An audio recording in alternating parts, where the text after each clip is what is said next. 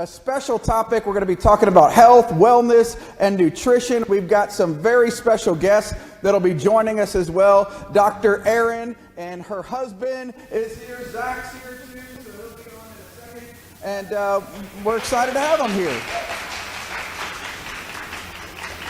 If you've missed any of our previous episodes, you can go online to the Tactical Pastor webpage, tacticalpastor.com, and you can view any of the past things that we've already posted. And the weeks ahead, we've got some more great content. Next week, we're talking about self-defense from a Christian perspective. Is it good to do that? Are you allowed to do that? So it should be a great topic, so we hope you'll tune back in for that. But right now, I'd like to turn it over to Dr. Erin and Zach so that we can get some knowledge bombs dropped on us. So we'll turn it over to you guys. God bless you. Thanks for joining us tonight. Thank you for having us. We're really excited to be here. I'm Dr. Erin.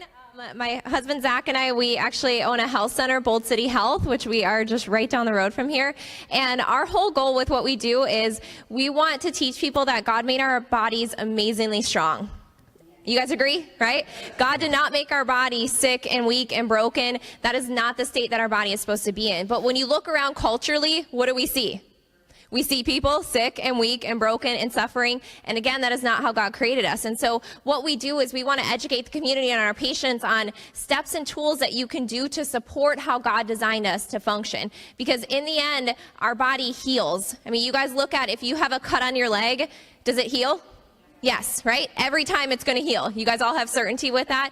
The same thing, the same healing is in every single part of our body. The same way that a cut on our leg would heal, every internal organ has that ability to heal. But realize that if somebody has a disease process that's happening and is on medication, what that means is that something is interfering with the body's ability to heal.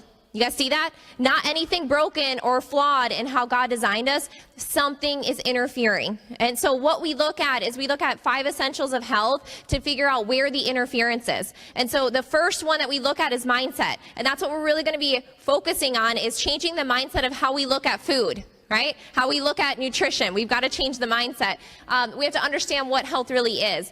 Number 2 essential is we make sure that we have a properly functioning nervous system. So we make sure that signals can get from the brain to the body. Because if you guys have a cut on your leg, doesn't your brain need to know that you're injured? Right? So the signal needs to get there, and then the body does whatever it needs to heal. So we make sure that that communication is happening at 100%. The third essential is making sure that we have proper nutrients coming in. So we've got to make sure that we change the way that we look at fuel, which is what we're specifically going to be getting into, is looking at food as fuel for our body, okay? And so we're going to be changing the mindset on that. The fourth essential is maximizing lean tissue and oxygen to the body through exercise. Okay, so we have to make sure that we're moving our bodies constantly. And then the fifth essential is minimizing our exposure to toxins. We live in a very, very toxic world, and we need to make sure that we're minimizing exposure to that. So you guys understand those areas? So any disease process going on, again, it is not a flaw in how God made you. Something is interfering with the body's ability to heal. So you want to go on anything with mindset? Yeah, so with mindset, we've set ourselves up culturally to set these limiting beliefs on ourselves, especially when it comes to nutrition. And the first one is that people tell themselves, if I have bad genes, it doesn't matter what I do nutritionally, with exercise, with my health. Ultimately, if my parents had it or my grandparents had it, I'm going to have it. So we found there's an entire field of epigenetics that is looking at how nutrition, health in general, within as little as 90 days, we have the power to turn on genes that build health and turn off genes that will actually promote disease. So I'm going to stop there for 1 second. I want you guys to think about that, how powerful it is.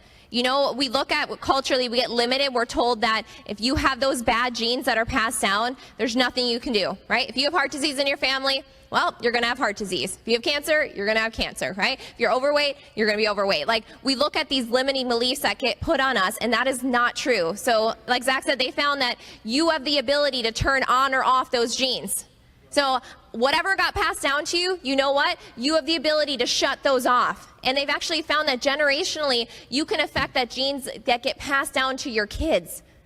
So, I mean, that's a big responsibility that we have to support the design and how God made us, is we don't have to accept sickness, or we don't have to accept those weaknesses, but that means that we do have to work harder. You guys see that? That means that we can't sit back. We got to turn on the health genes, and we've got to turn off the ones that promote disease. It's a good hashtag. If you guys are sharing this, put hashtag turn on the health genes.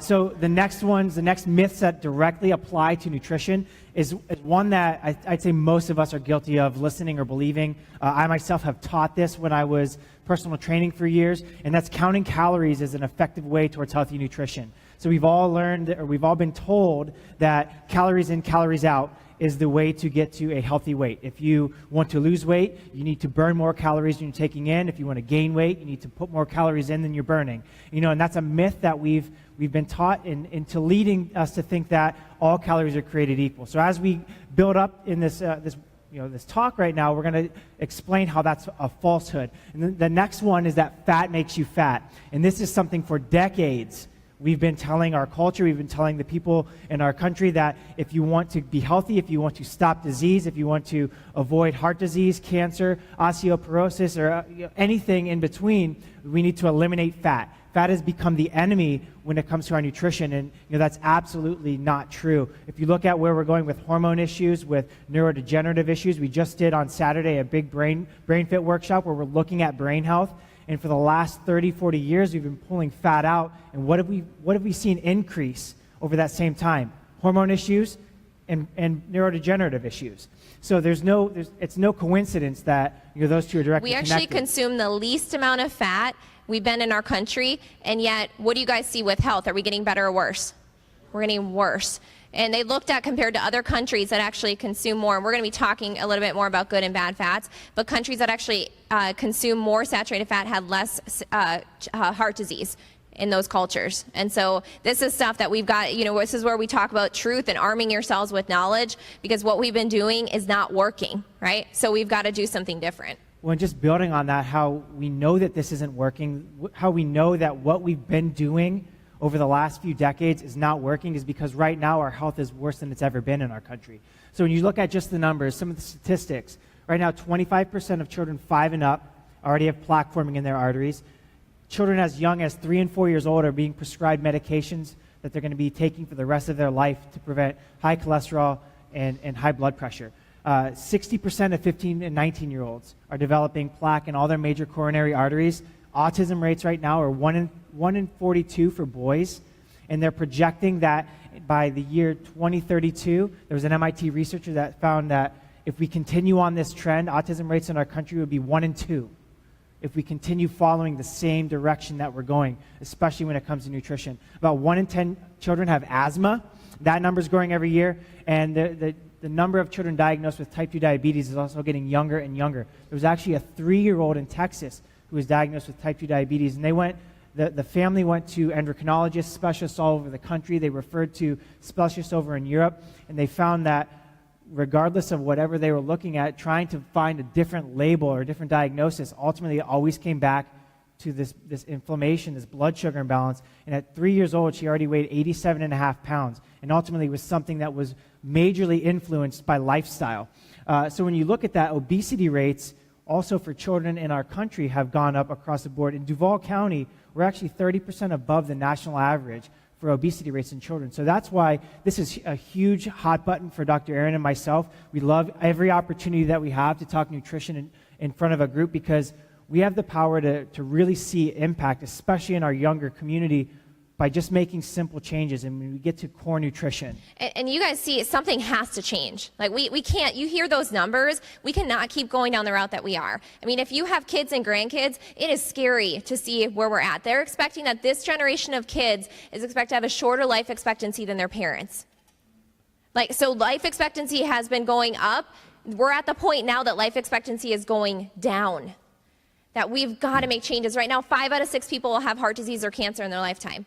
5 out of 6. Cancer right now is 1 in 2 men, 1 in 3 women will have cancer. These are our numbers. I know we're saying a lot of these stats here, but these are people. These are your loved ones. This is every single person is impacted by this. And so we can't sit back and wait for something bad to happen before we take action. We've got to take these numbers serious. That I don't want you or your family to ever have to go through a healthcare crisis, but that means that we got to work hard and we've got to change the mindset. So when we look at nutrition, most of the time we find it's not a lack of self-control, it's a lack of understanding what food actually is. And so, I want that to really be on your hearts. When you sit down for a meal, I want you to look at that food and say, is this going to give me the energy that I need to do what God's calling me to do? look at that plate differently. We actually say that to our son. He's 6 years old. When he sits down, we're like, we have all these things planned today. Is that food going to give you energy to be able to go through it? It is fuel. It is not just about eating whatever we want and enjoying it. I know culturally it's not our fault. It's culturally we've driven that, right? Every time you have a celebration, what is it focused on? Food, right? Every single celebration. We look at, constantly it's all about food. And is that food usually healthy? No, it's usually food that makes us sick. And so the problem is we give ourselves the excuse, oh, it's just this one time, or it's just for this special occasion. But really think about how many special occasions we're having. That's a lot of time of year that we're focusing on not building health, that we're getting sicker. And I want you to look at every holiday, every celebration that you have with your loved ones. I want you to have many more of those and actually good health to be able to enjoy it. But we have to start changing our mindset that the food going in, God doesn't give us what we can't handle, but you sure as heck better take care of your temple and make sure you're ready. Because if we're putting crappy fuel in our body, do we expect to have good performance? No, it's just like a race car, right? You can put crappy fuel in it, but is it going to perform well?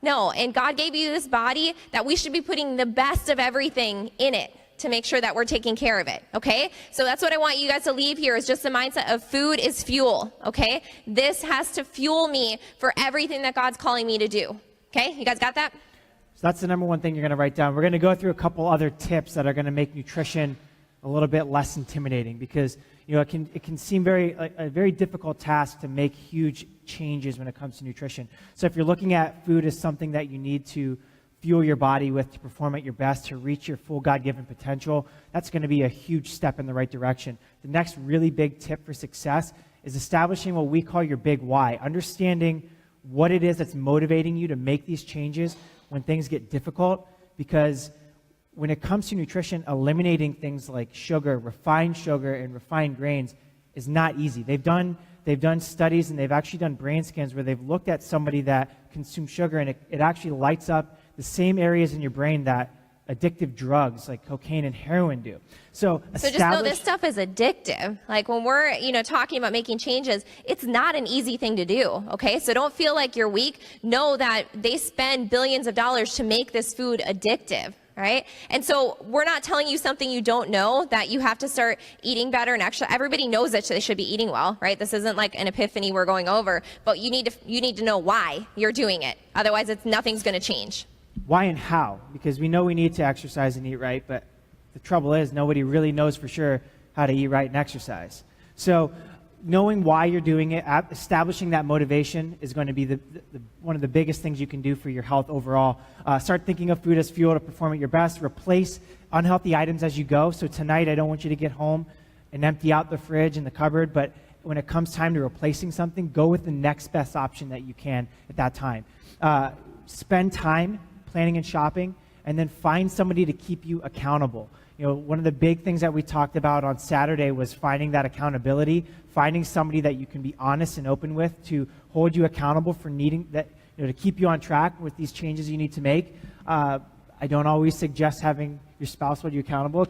It can lead to some tension, but find somebody that you can be honest with and that's going to call you out when you're not doing what you want to do. And really this has to become a lifestyle change, right? It's not a temporary thing to focus on your health. It is a lifestyle change. And you've got to set the example. So again, if you have kids or grandkids, you need to set the example of what you're putting in your body. We can't expect them to eat well and then we're sitting there not making the changes. When we had our son, it was one of the best accountability things we ever had because, I grew up eating Little Debbie's and I ate horrible. And when I learned what I needed to do and I was going through health struggles, we made changes, but we still had our cheat meals, we called them, right? So once in a while, I was like, when we have our son, I don't want him eating these things. So we can't let that in the house and say, oh, it's okay if mom and dad eat this, but you can't, right? We needed to set the example, and we have those little eyes that they're learning everything from us. So how about we make it easier for them and have it just be second nature for them? I'm sure all of you guys, I had to make some drastic changes in how I grew up, but I wanted to just be easy for my boys, that they just learn, this is what we do. We just eat healthy. We take care of the body that God gave us. So it's got to be that mindset shift in the example that we're setting. The last tip for success is going to be to ask yourself 4 questions before you eat anything. Ask yourself first and answer honestly, is this going to be building health or is it going to be building disease? It sounds very extreme, but it is literally that black and white because health isn't a destination that once we get there, we get to just stay there and not do anything. It's something we have to actively be moving towards with every decision we make. So I said, before you eat anything, but you could do this with anything in your life. If it comes to exercising regularly, if it comes to building spiritual health, if it comes to your nutrition, ask yourself, is this building health or is this building disease? Is this taking me towards my goals or away from them? Because it's literally that black and white when it comes to your health. Ask yourself then, is this naturally raised and grown, or is this created in a factory and manufactured, like something that's non-food? Ask yourself then, can you pronounce all of the ingredients? And if you're a really good reader, then ask yourself, do you know what these ingredients are? Because sometimes you can break things down, but you still don't know what they are. And then, lastly, ask yourself, do you see any number signs in the ingredients list? Because we're going to talk a lot about why it's important to look at the ingredients. A lot gets hidden in the ingredients list. So if you see any number signs, right there is a dead giveaway that there's going to be a ton of artificial ingredients, a ton of artificial coloring and dyes that were at one point banned in our country. We're actually one of only a few countries in the entire world that allow artificial color in the food that we give ourselves and our family. So when you look at the easiest thing that we can give you guys when it comes to nutrition is eat more foods made by God and less foods made by man. Like, literally, that's the easy thing that we can say. Because does an apple need to have an ingredients list? No. What's in it? It's an apple, right? So eat more foods that don't have to have ingredients lists, that are just in their whole form. I mean, that's the easiest steps that you can start to do, because God put things exactly how our body needs it. We manufacture and we change things, and then it becomes where it's not the way that God intended for it to be. So there's two ways that we kind of got ourselves into the situation nutritionally. The first one, when we look at it, that we get entirely too much sugar in our culture. And a lot of times when I'm doing a nutrition consult in the office, or I'm talking to somebody about nutrition, we first talk on sugar, because that's what we do really well in this country. We consume a lot of sugar. And a lot of times the response I get is, well, I don't really eat a lot of sweets, so I'm pretty good on sugar. And when it comes down to it, there's a lot of things that sugar gets hidden in, or we don't necessarily count as a sugar. And when we're talking about sugar, we're mainly talking about carbohydrates, but when it comes to core nutrition, it's the refined carbohydrates and the refined grains and sugar that we're really So we're going to show you guys in a little bit how to calculate actual sugar in something, because bread, pasta, rice, all of those things get broken down as sugar in the body. Okay, so we have people who they're like, oh no, I don't like sweets, but they're like breadaholics, or they're constantly having like noodle and those things. So we're going to show you how you actually calculate, and it's insane when you start actually adding in that component, how much sugar we're consuming. So the myth of calories in, calories out, if you want to lose weight, then you need to eat less, exercise more. That set us up for a lot of missteps when it comes to nutrition. In the illustration that I like to use when we talk about not all calories being created equal, or that counting calories doesn't ensure us of getting healthy nutrition, is that a handful of almonds would have about 153 calories. If you just took a handful, or about a half cup of almonds, there's about 153 calories in those almonds. But if you were to eat one Twinkie, it'd be about 150 calories. So if we're looking at less calories equaled healthier, then the healthier option is going to be the Twinkie. And I don't think any one of us would argue and say that the Twinkie is a healthier thing to eat. Now, we may prefer the Twinkie. We may want that to be true, right? We would like the Twinkie. We may make it our truth, but it's not. That's not truth. The fact is the counting calories has set us up for looking for the lower calorie option, and then mistakenly thinking that it is the healthier option. So we get into that way of thinking has created this system where we consume so much sugar. Right now, the most recent information looks at the average American consumes about 70 pounds of sugar and 165 pounds of high fructose corn syrup per year. Pounds. Sorry, I got those flipped. 70 pounds of high fructose corn syrup and 165 pounds of sugar. So think about like the 1 pound bag of sugar that you buy. Think about how many of those. That's crazy. One of the best ways that we look at when you're looking at sugar component in foods, think about if you were actually shoveling that much just straight up sugar. Like nobody would do that or have their kids do it, but that's the reality when we're consuming those things. So some of those things that fly under the radar when it comes to sugar that we're talking about, not being necessarily the sweet things or the candy or the dessert, pasta sauce, lunch meat is a huge source of sugar. Canned foods, especially canned fruit. Condiments like ketchup, mayonnaise, barbecue sauce, pizza sauce, bread in general. When we talk about salad sugar, dressings too. Yeah. When you go to swing into Burger King or McDonald's or Wendy's and you're like, I'm going to get the healthy option and do the salad.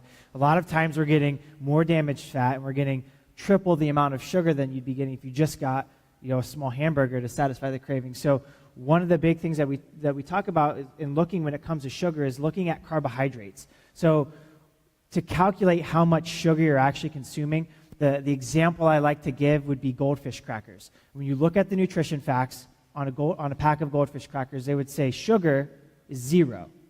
But if you look at carbohydrates, there's about 19 grams of carbohydrates in a serving of goldfish crackers. So to figure out what your body's going to break those carbohydrates down into sugar, you need to subtract your total carbohydrates minus dietary fiber. And that's going to give you net carbohydrates. And that's what your body's actually going to look at as sugar. So with that pack of goldfish crackers, if there's 19 grams of carbs, there's maybe 1 gram of fiber, your body's going to look at that and break that down and react as if it's been given 18 grams of sugar. So even though the label says no sugar, you guys see, it's actually a large amount of sugar that we're consuming. So we need to start looking at carbohydrates a little bit differently and not necessarily worrying about the amount of calories you're taking in, but looking at the quality of the calories that you're eating. So the easiest way is to try to stay and monitor the amount of net carbohydrates. So I'm not going to give anybody a number to stay under, but just start looking at that. Add up for 3 to 5 days a week and actually get an idea of how much sugar your body's actually having to deal with in an entire week. So when we look at the reason that we want to avoid it, there's numerous studies that look at some of the reasons. We have a top 10 list, like in Letterman, why you need to avoid sugar like it's the enemy. And the first reason is that it's the primary cause of obesity in our country, not fat. It leads to acidity, which creates an environment for disease processes to really take hold and flourish and multiply. It's the main source of inflammation. It's the primary dietary reason for high cholesterol. It causes huge hormone imbalances, not just blood sugar imbalances, but testosterone. It causes it to decrease. It causes estrogen and cortisol, our stress hormone, to increase. Then we get stuck in weight loss resistance, where we have people who they're working their butt off at the gym, they're trying to restrict calories, and they cannot budge in their weight. It's because their hormones are messed up. Weight loss comes down to hormones need to be corrected.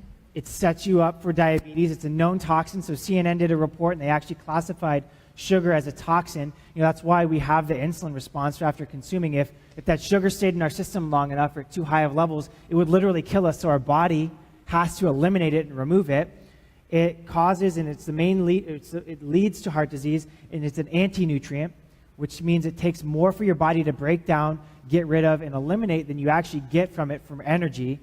And then the number one reason, in my opinion, is that it promotes cancer. A Nobel Prize was actually won in 1931 by Dr. Otto Warburg, and he found that sugar is the primary cause. The fermentation of sugar in our body is the primary cause of cancer. So we spend billions of dollars fundraising, looking at I'm sure we've seen now at the beginning of October, everything's getting the pink label. I don't remember what restaurant that has like the pink bagel twists or whatever, but it's used as a way to market and increase fundraising for finding the cause of something that we've known since 1931, the primary cause of cancer. And in this study, what won the Nobel Prize is they found that cancer cells have 8 times the sugar receptor sites as a normal healthy cell.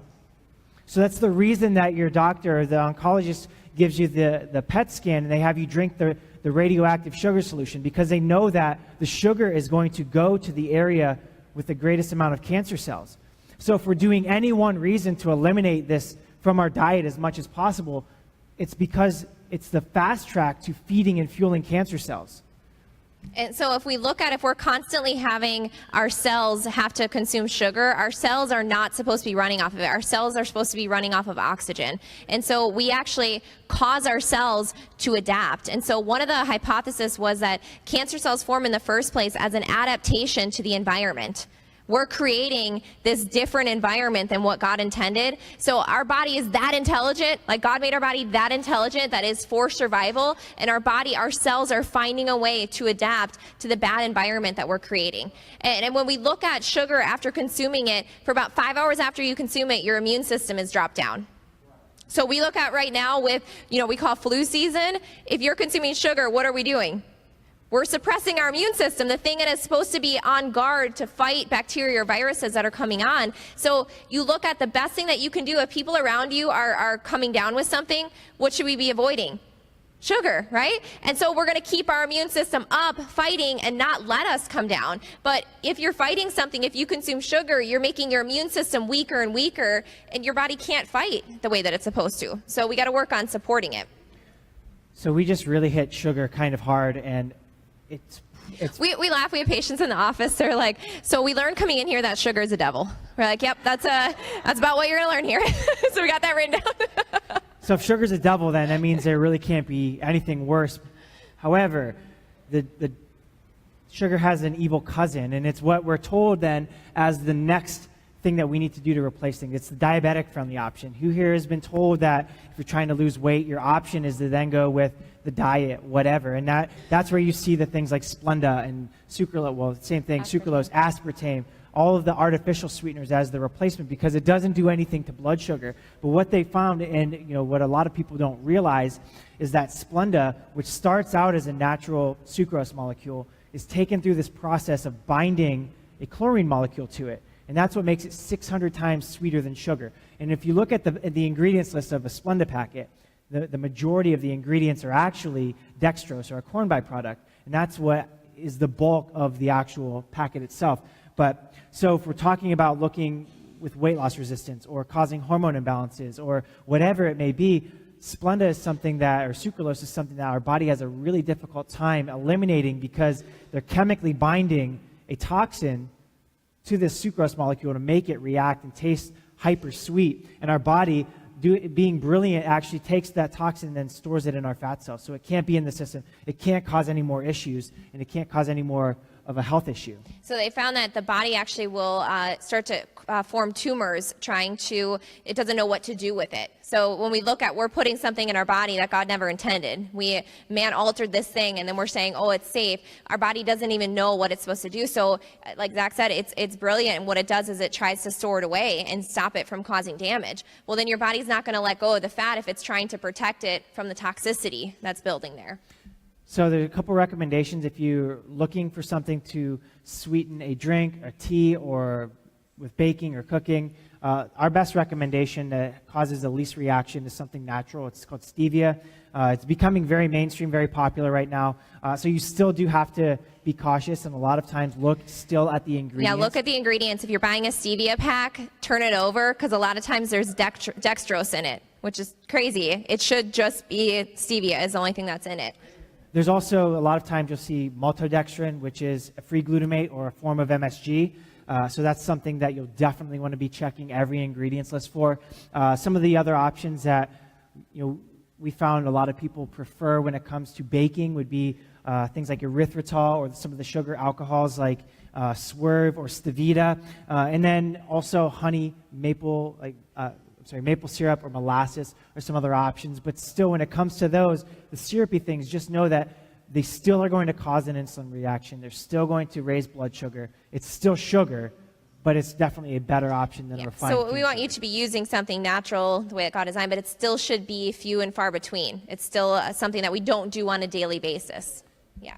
The other issue that we've gotten ourselves into when it comes to nutrition is that we're avoiding fat at all costs. Since really about the 80s, 90s, we've been on a fat-free trend kick for most of our culture, and it's set up this myth when it comes to nutrition that fat is what's making us overweight. And if we look at it, if we just look at the raw numbers and the data, we've been taking fat out. We've had fat-free options with everything, and what have we been getting as a culture? We've been getting larger and heavier and more overweight, more sick, and it's because we're taking this essential component. It's an essential macronutrient that our body has to have. And when we look at it, it builds the membranes of our cells. It actually, having our cells built in the right ratios of different fatty acid allows our cells to take in nutrients and eliminate toxins and waste. It helps us to absorb vitamins. It's the building blocks for most of our hormones. So when we talk about seeing hormone issues, girls starting their cycle earlier and earlier, we see thyroid issues and people on hormone therapy earlier and earlier in their life. We've been taking something out that is the building block of our hormones. Our body needs it to fuel our metabolism. There's a specific fatty acid that our body uses to spark and keep our metabolism running efficiently. And our brain is made up of 70% arachidonic acid, a fatty acid. So we've been taking out this nutrient that our body needs to make everything go. And it's not being completely eliminated. What they're just doing is replacing it with something that is causing a bad fat or an imbalance. It's causing an issue with our brain, with our spinal cord. The things that make up our hormones, we're causing all these issues because we're eliminating good, healthy fats, and we're just replacing them with the damaged bad fats. Well, and think about, so fat tastes good, right? Fat makes food taste good. So if we take it out, what do you think they're going to have to add in? Chemicals and sugar, right? To make it taste somewhat good, right? So things in nature, if it has fat in it, it's good. There's good fats, and there's a difference, and that's what we want you guys to differentiate. So if you're writing down, if you're taking notes, some of the things that you're going to be looking for, some of the bad fats we're going to be taking out and eliminating are going to be the hydrogenated or partially hydrogenated oils, and that's going to be things like cottonseed oil, soybean oil, and vegetable oil. Some of the trans fats like margarine. So there's very few things that we say if you have in the fridge or in the cupboard you can take and throw away. Margarine is one of them. So if you have that in the fridge, chuck it. This is the part where people get really excited because they were told to use margarine for years. But we're going to tell you right now, throw that away and use butter. Right? Use butter. And it makes things taste amazing, okay? So you're welcome. Everyone's going to be very happy. But that is something that we do want. Throw away. Get rid of. I mean, your body does not recognize it. It is not a natural food, and it causes so much inflammation and damage. And that is what is a primary factor driving heart disease. It's sugar and the damaged fats. The healthy fats are actually protective and will decrease cholesterol and will decrease inflammation and decrease damage to the arteries in the body. But you've got to know the difference. And we've been told to use vegetable oils, right, and canola oil for years. And yet those are actually the damaged fats that we should be avoiding at all costs. So some of your replacements of those fats, the peanut oil, cottonseed oil, soybean oil, canola especially, are going to be the non-damaged healthy fats. It's the fats made by God. And that's going to be extra virgin olive oil, avocado oil. There's ways you can sneak avocado into your food if it's something that you just don't like. You can make smoothies with it. I was actually talking to a friend about making avocado pudding with it, but it's a great healthy fat. Coconut and coconut oil, raw nuts and seeds as opposed to the roasted nuts and seeds. Real butter, raw is going to be the best, but if you can find a butter that's from a grass-fed source, things like Kerrygold or Alfresco, it's going to be a lot better. Raw cheese or full-fat organic dairy. And then if we're consuming animal products, that's where we're going to focus our attention, would be things like 100% grass-fed, grass-finished beef, free-range, pasture-raised chicken, and wild-caught fish. Regardless of what the guy at the fish counter tells you in the supermarket, farm-raised is not better or healthier for you than wild-caught. They say, well, it has more omega-3s. It's because they're fed soy and corn. They actually have to add a dye. They use astaxanthin to dye the flesh of salmon that's been farm-raised because it's naturally a yellowish color. So they have to make it look pink like our brains know to look for when it comes to salmon. So think about a cow. What is it supposed to eat? Grass, right? We all know that. Do you guys know what cows eat in our country? What they're fed? Corn, right? Grains. It fattens them up. So if a cow is not eating its natural diet, how healthy do you think that meat is? It's not going to be good. It actually drives the meat to be dominant in omega-6s versus omega-3. It's about 20-1, where a grass-fed cow is 4-1. And that's how God designed it to be. So if the animal or what we're consuming is fed its natural diet, then it's actually going to be healthy for our body. So where we've been told that, red meats and those things are damaging for us, it's it's how it's raised, okay? So the easiest way to look at those fats and things is we have to eat it as close to how God designed it as possible. So when he talks about raw nuts and seeds, we sit there and we roast them and we throw sugar on them, and then we're sitting there taking something that we think is healthy, and we're actually, man is damaging everything, okay? So we're getting everything as close to God's original design as we possibly can, because he knew everything, how it's supposed to be in balance. So when it comes to nutrition, the big takeaway is that we're going to keep it simple. We're not going to go with the refined process, ultra refined grains and sugar. We're keeping it simple. We're eating more food made by God, less food made by man.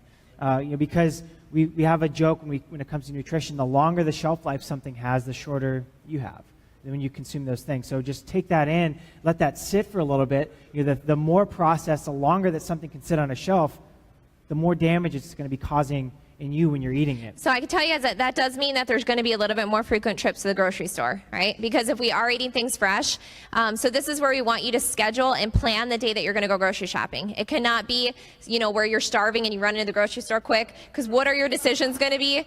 I mean, survival. If you're starving, your body is going to go towards all the stuff that it's just like, give me quick energy, and it's not going to be a healthy option. So plan a time, make sure that you're well fed and just relax, and make it something that this is what we're going to do to make sure we have fuel for our entire week, okay? So pick a day, and you got to plan to do your shopping.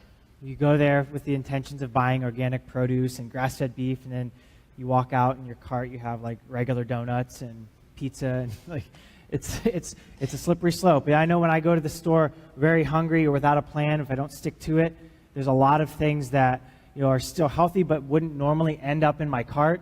And so having a plan and sticking to it is huge. And to go with your accountability partner if you want to shop in pairs. But so some of the tips, the basic changes that we're going to make when it comes to nutrition, especially when it's coming to carbohydrates, sugar, is that we're going to first eat more vegetables. We're going to eliminate refined grains and sugar.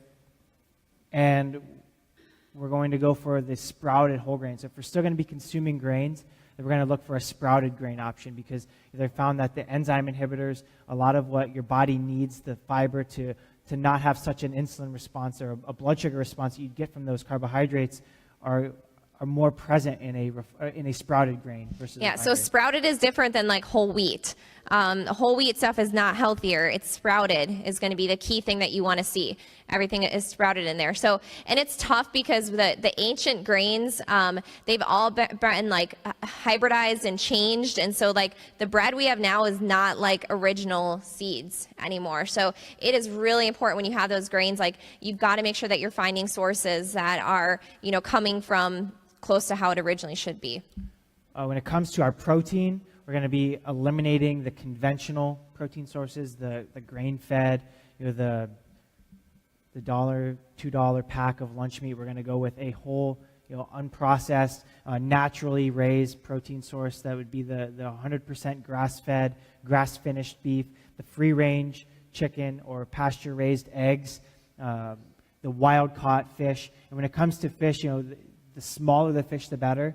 And so if you're okay with eating sardines, anchovies, that's going to be the best source of good, healthy fats. I always get that, the head shake no. I tricked Erin into eating sardines. I told her it was tuna, and she was okay with it, but I had to let her eat it first. So when we look at protein, we consume way too much animal protein. And I want you guys to think about this, if you were actually hunting for your own food, you were left to provide for food. You couldn't walk in a building and go buy it. Do you think that you'd be that good of hunter that you would have this giant steak every single day?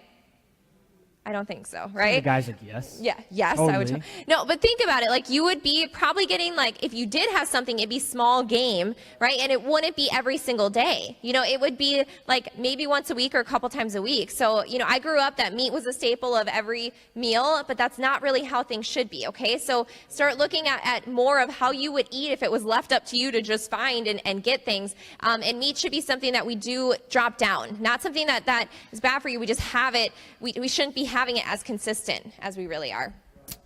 Then the last component when we're talking about fats, we're replacing those bad fats with good fats. So your action steps when it comes to nutrition is replacing the refined grains and sugar with the natural source, a healthy grain, a healthy form of carbohydrates. We're looking at replacing conventional with naturally raised protein sources, and we're taking out bad fats, and replacing them with good fats. And it's that simple when it comes to nutrition. We're shopping the perimeter of the grocery store rather than all of the aisles where all the processed things are. And this is stuff that, I want you guys to leave here and really start taking this serious and take action with it. Because when we look at, as Christians, we should be showing how amazing God made us. I mean, we should be showing God made us strong. We should wake up in the morning with energy, ready to take on our day, not hurting and not able to get through things. And so, I look at, the enemy loves to see Christians who are weak and broken and on a bunch of medications, because then can they serve God and glorify God? No, when you're on all of those medications, it just makes us weaker and weaker. And so, I encourage you guys, if a doctor has ever put a limitation on you and said, there's nothing you can do, you're going to be on this medication for the rest of your life, that is a limiting belief that was put on you. And no doctor can confidently tell you what your healing capability is, okay? I'm going to say that, and I want you guys to really take that to heart, is no doctor can say what your healing capability is. And what's crazy is the medical profession will say that, if somebody heals from something, it's just, miraculous. We just kind of chalk it up to a random thing. No, that is what God made us to do. We should expect miraculous healing, but we also have to take action. We don't pray, God heals us, right? So you pray and God heals you, but then if you're going to sit there and eat the donut every single day, do you really expect God to heal you every single day? He will, right? But is that God's responsibility for us to not take action? So we need to pray, but we also take action. And we do our part, and God's going to do his part. And so, we help people all the time be able to come off of medication and reach their God-given potential, but you've got to be willing to make the change. Okay? You've got to really be taking steps to overcome. If you already have disease process, realize you have years that you got to go back and correct. Okay? So we got to start taking some steps. So, if we have people that are struggling and you guys want more help kind of talking to us, just let us know. Thank God for medicine in crisis situations. We have amazing medical advances. And I look at we are the best for emergency care, but we don't have health care. So I don't want you to rely on that to make sure that your body can continue, because you should not have to rely on a medication to get through life. That is getting you out of a crisis. But then if you were diagnosed with high blood pressure, yeah, you got to take the medication to lower it. But what should you do in the months following? What should we figure out? Why did it happen, right? What caused it? And let's make changes, and let's get your butt off of that, right? That's what healthcare is, and that's what every doctor should be working with you on, is making sure that you can eventually get off of that and not have to rely on it for the rest of your lives. So we have tons of workshops that we do, and if you guys want more information, get plugged in. We do workouts. Our office is just right up the road. Zach leads workouts, 12-minute workouts. That's it, 12 minutes. Work out for 12 minutes, burn fat for up to 36 hours. It's a really, really awesome really good trade-off, right? So make sure that, we want to make this practical and make this where you can easily make these changes. But I encourage you guys, if you've been struggling, just know that we just have to figure out where the interference is. And, one of the big components that we work with patients on is, I've had people, they're eating healthy, but they're nutrient deficient. There's one major component is you have nerves in the low back that are responsible for extracting and breaking down nutrients. If you have damage in the nervous system is what's running the organs. And so, look at, there's many areas of interference, and we've got to get down to why anything is happening. And so, we love you guys, and we're so thankful to get a chance to just share our hearts with you guys. And, I'm excited to see you guys starting this next year, just seeing how much better your body can get, okay? Every year is not about getting worse and sicker and weaker. You're getting stronger, okay? That's where your mindset should be. Got a couple questions for you, and maybe the audience will too. So probably like myself and Mary Jo, most people don't end up going to the doctor until there's some form of dis-ease. We've already kind of passed that place where our bodies aren't feeling well. So I like to say with most doctors, I kind of love them and I hate them. I don't want to see them, for a long time again. So how do we, I guess you alluded to it, but how do we convince more people to take that action step in advance of the problem and, understand that the expenses involved with that are going to save them a lot of money later, so how do we kind of move people along that way? So when we look at it, it takes about, studies show about 40% loss of function before we feel anything. So you look at the top diseases that kill the most people, heart disease and cancer. When somebody has that heart attack, did the damage just start then? No. When did it start? Probably 10, 20, 30 decades, right? Decades of damage building. But the problem is that person can feel fine and have that disease process building. Have you guys ever known someone that got diagnosed with a late stage cancer and yet they felt fine? right? Somebody can feel completely fine and yet have that cancer just overtaking their body, that we can't wait until symptoms show up before we do something about it, because we're relying on our healthcare system, which is actually, it's not a healthcare system, it's a crisis care system. You don't go to the doctor to prevent problems and to stay healthy and well. Now, you get the screening blood work, but again, we wait until something shows up on blood work before we do anything, right? I want to make sure that you and your family don't ever have to go through getting a diagnosis. We have to be on that preventative side, because if it takes years for that damage to build before it shows up, we can't wait until symptoms show up. So you guys look, there's some cards there, look at symptoms. It's your body's way of telling you something is wrong. And don't get in the place where you think, oh, it's just normal that I have these symptoms, right? Pain, headaches, digestive issues, asthma, allergies, those are autoimmune issues. If you're sick all the time, that's a warning sign that your body isn't healing, right? High blood pressure, high cholesterol, diabetes, those are warning signs that things aren't working in the body. And so if we take a medication for high blood pressure and then it measures the normal range, did we fix the problem? No, right? So you guys understand that if we take the medication, the damage is still there. And so the answer is not to go on the medication. We have to get down to why it's happening. So those symptoms, thank God for them. The symptom is your body's way of telling you something is wrong. But I have people come in, they say, oh, I have the normal back pain, or I have, the normal allergies. What the heck is a normal allergy? You guys tell me that. Like, it's not normal. That's not how God designed us. But you guys see how culturally we've associated everybody's sick and weak? So we think, oh, cool, that's just normal to have that.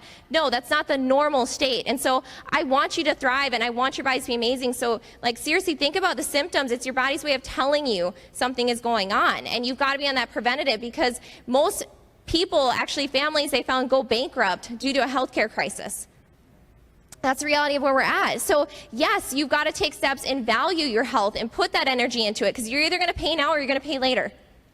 And I would much rather it be a choice that you're choosing to be healthy and well and live an amazing life than forced to because disease took you down.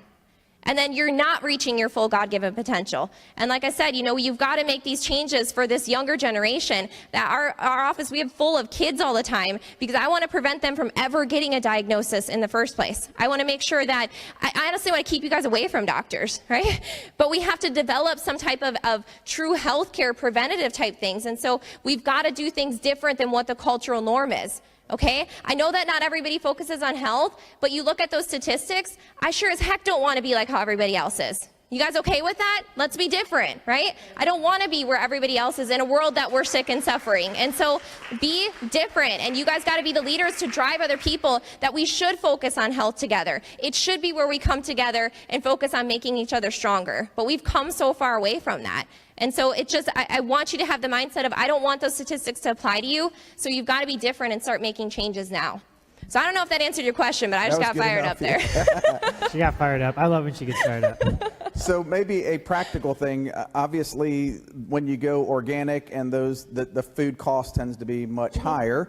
I guess maybe two questions. Is the stuff, say at Publix, really organic when you go to that section? So a tip for that, if you're in the produce section, low cost, and is there any places that you found hacks on that to get a little cheaper? Well, maybe? Sometimes when you go out like the farmers markets, or if you go like shopping around, even in an area that doesn't distinguish organic versus non-organic, when you're looking at the produce sticker that's actually on the produce, on the vegetable or fruit, if it has 4 digits only, it's a conventional product. If it has 5 digits and starts with 9, that means it's conventional, or I'm sorry, it means it's organic. And if it has 5 digits and starts with 8, it means it's genetically modified.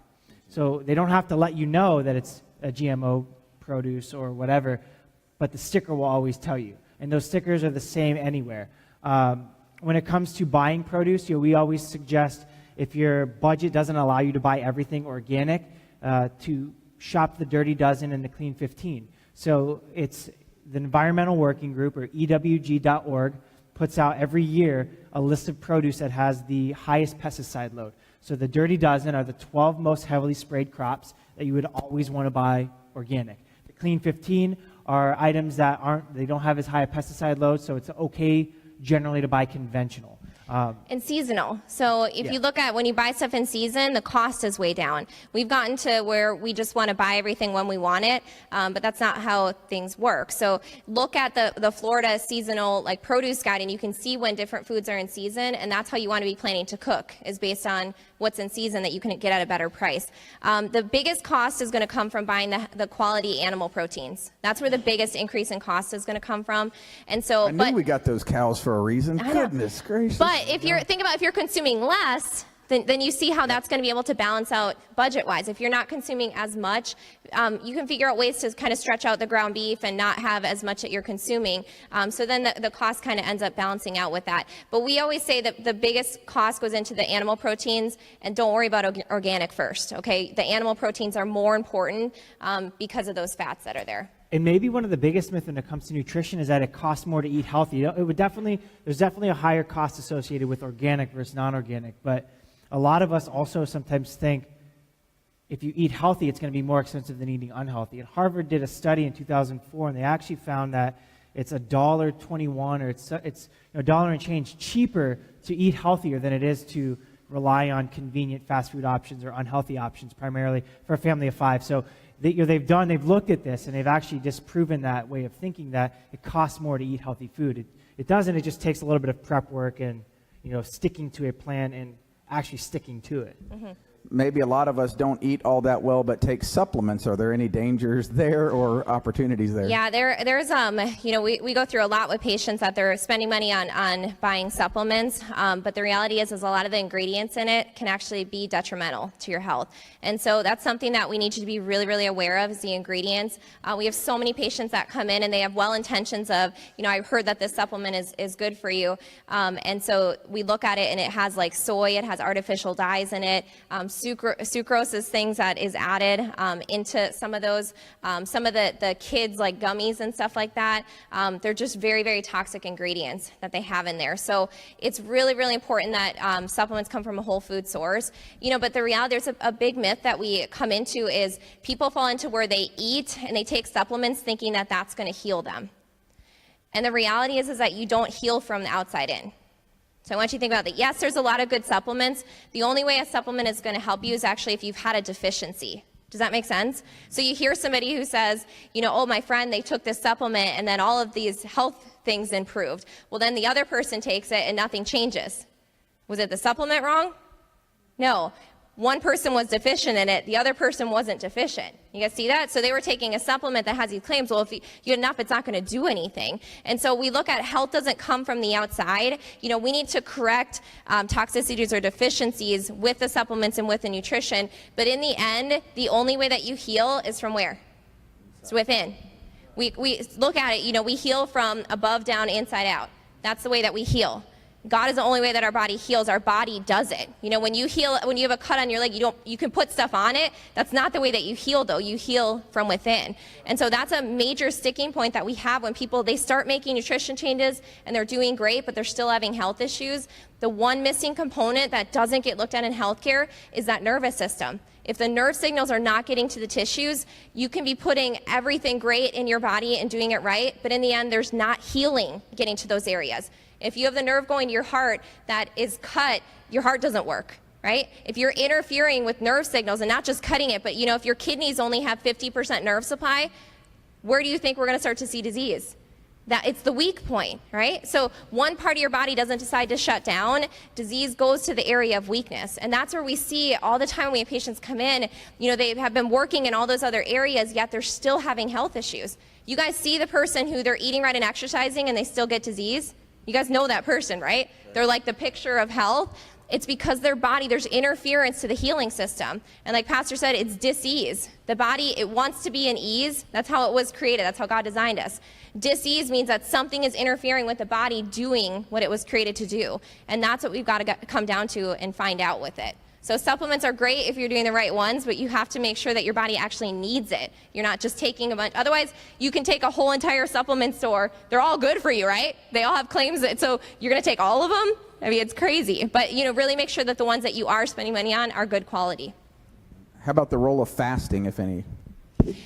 So they've actually done studies that 3 days of fasting can actually reboot your entire immune system. Pretty cool, right? Yeah, USC did a study in 2006 where they looked and they took a group and they looked at the immune response and how much they looked at its efficiency overall, and 3 days of fasting led to a complete reset of their immune system. So we incorporate fasting as part of our routine, whether it's intermittent fasting where we would shorten the amount of time that we're eating throughout the day.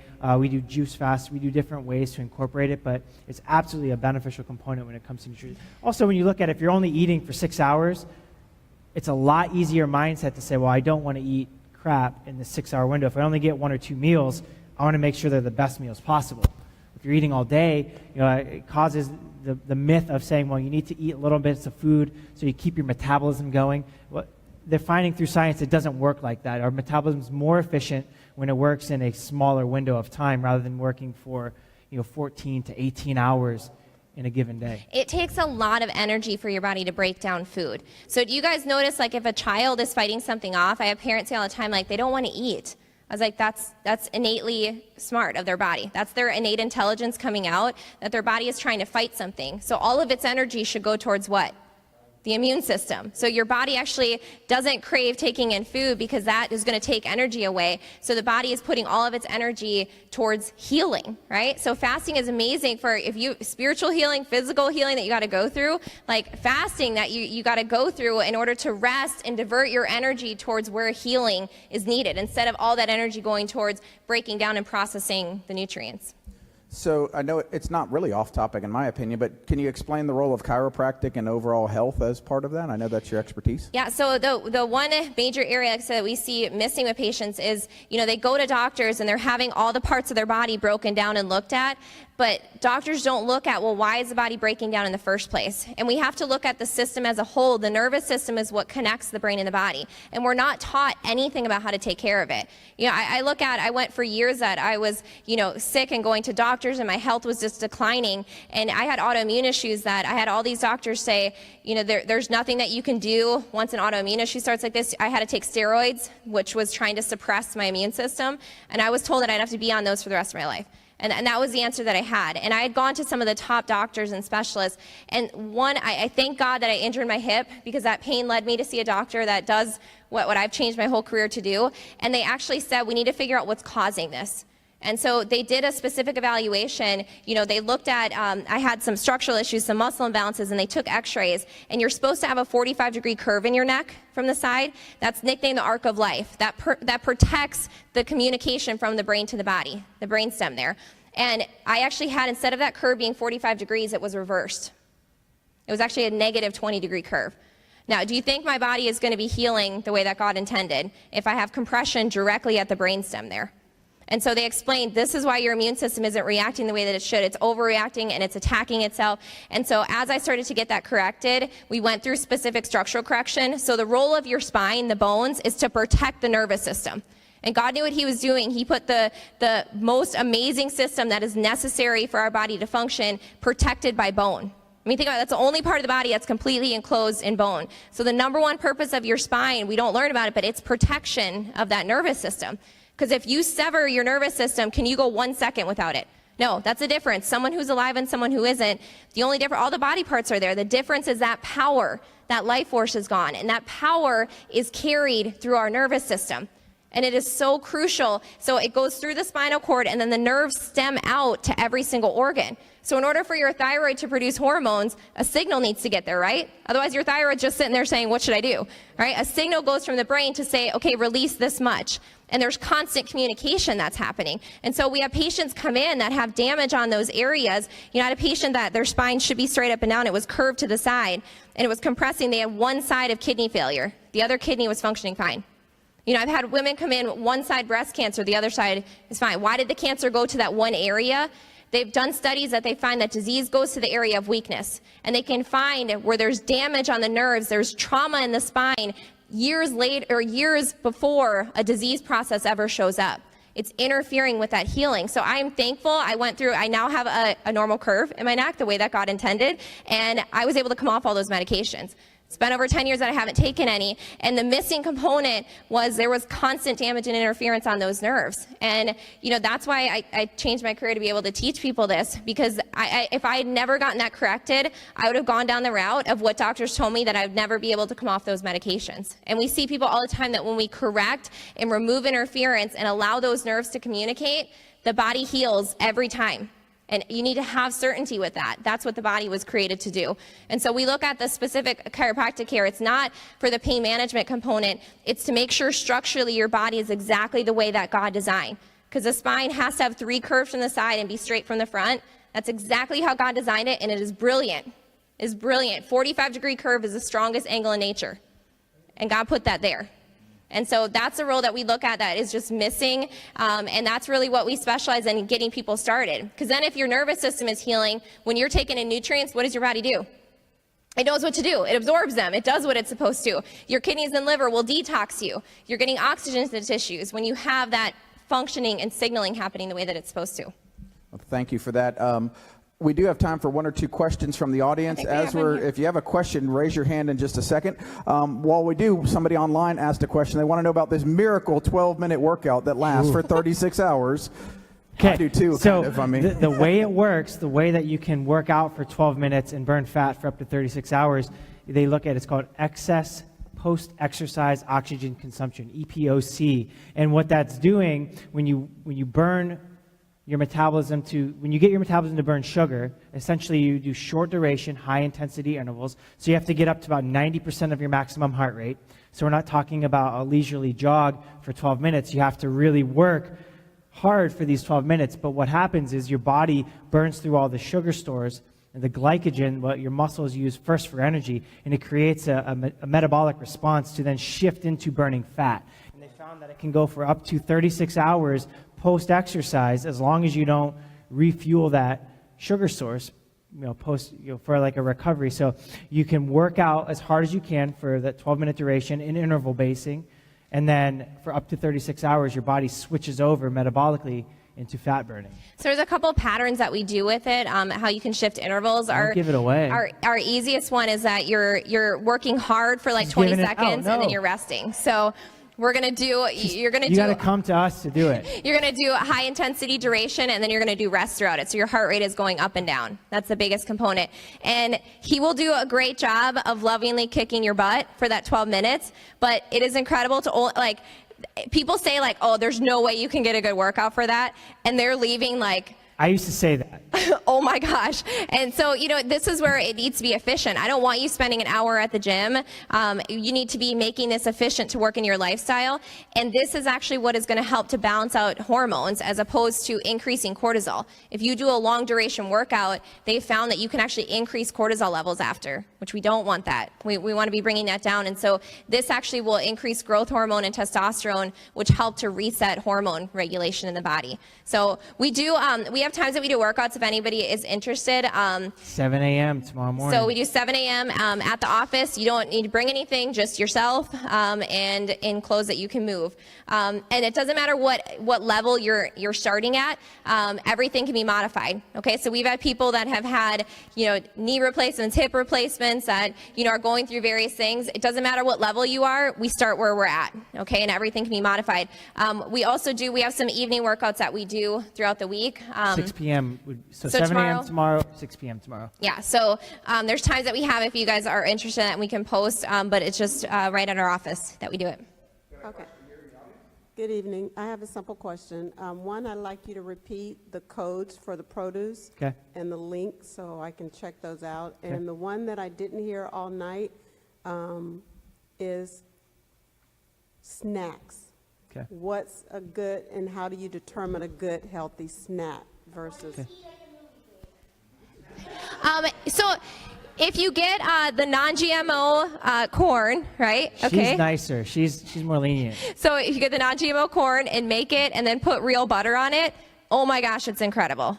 Coconut oil is actually awesome on it as well. But the key thing is the majority of our corn and soy is genetically modified. And there's a whole place we can go getting into genetically modified food, but I would just say let's not be lab experiments and avoid that, because we're altering something how God designed it. So if you do that, and then you just bring it in, because unfortunately the movie theater popcorn, like what they cover the butter in is just like chemicals. But if you do like real butter on it, that's something that we do once in a while, as like if we do movie night and stuff in the house, we put real butter on it or coconut oil. Tastes awesome on it. Okay. Is it snacks for kids or for you?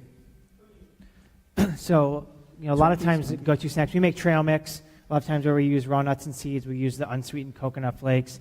We'll add like grass-fed beef jerky in there. So we always have some sort of raw nut or seed. I travel all the time with that. Okay.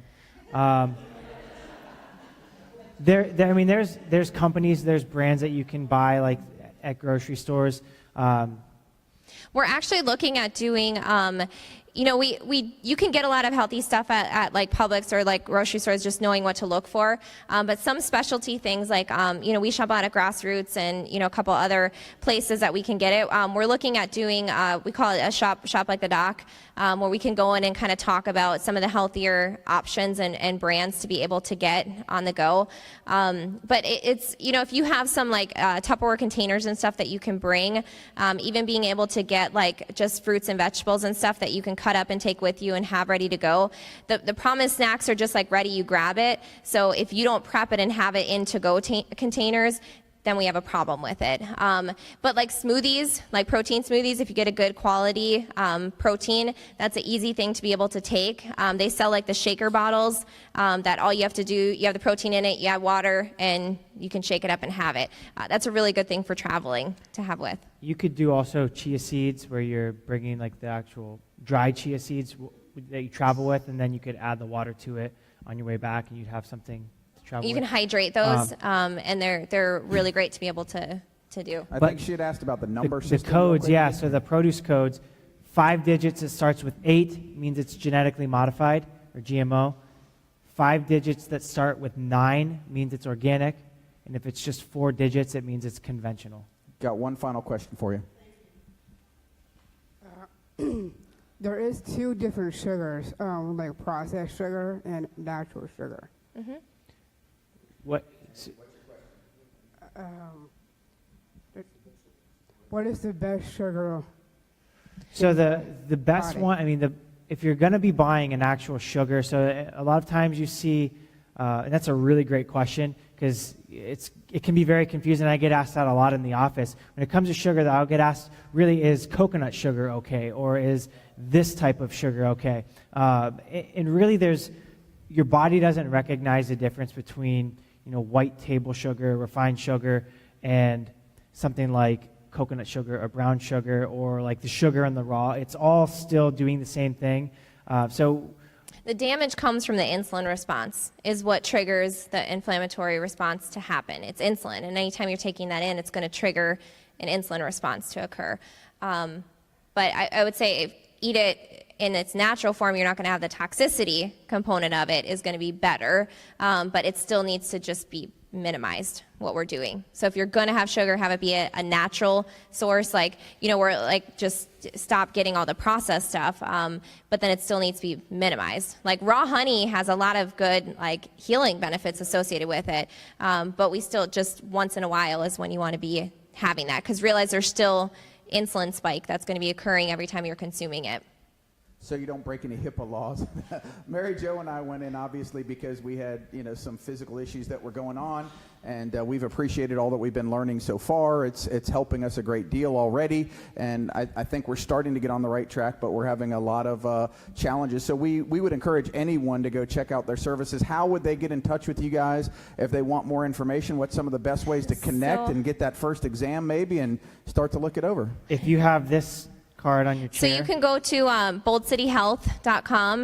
There's more information about our office. We also have the event page that we have. So all of our events that are upcoming, we are constantly doing workshops that are going to be educating you. Like, I feel like we could go for hours on like all these different topics. So, we constantly have workshops to give you more and more information. So Zach, I mentioned we just did the Brain Fit workshop. We just actually did that here last on Saturday. And so we constantly have different topics.